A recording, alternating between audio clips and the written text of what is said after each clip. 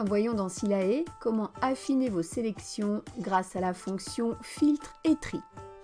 Dans Silae, aussi bien à partir de l'état d'avancement que dans la synthèse fiche salarié ou lors des traitements mensuels tels que la saisie des heures, des éléments variables entre autres, que sur le bilan social, vous avez accès sur le bandeau de droite à la fonction filtre ou filtre et tri selon le menu.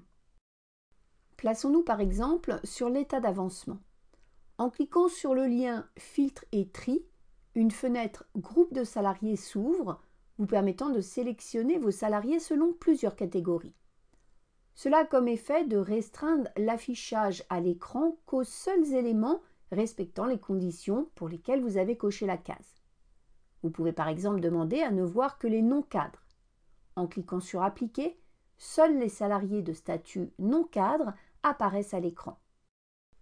Il est à noter que si vous avez plusieurs établissements et que vous avez réalisé un filtre sur les salariés d'un seul établissement, en gestion des déclarations, vous ne verrez que la déclaration sociale nominative de cet établissement. Au besoin, vous pouvez modifier le filtre directement sur cette fenêtre afin de faire apparaître les DSN des salariés des différents établissements. La fonction filtre et tri s'applique également sur les principales éditions accessibles depuis l'état d'avancement, tels que le journal de paye, le tableau des charges, le détail des cotisations, l'état des paiements et les écritures comptables. Selon vos spécificités, vous pouvez créer jusqu'à 7 nouvelles catégories que vous pouvez utiliser comme filtre. Pour cela, passez par le menu Gestion, Imputation analytique. Pour créer une nouvelle catégorie, faites un clic droit sur l'énoncé Catégorie d'affectation et cliquez sur Nouvelle catégorie. Donnez un nom à votre catégorie, par exemple Service. Les salariés s'affichent automatiquement dans le volet droit dans le groupe Salariés non affectés.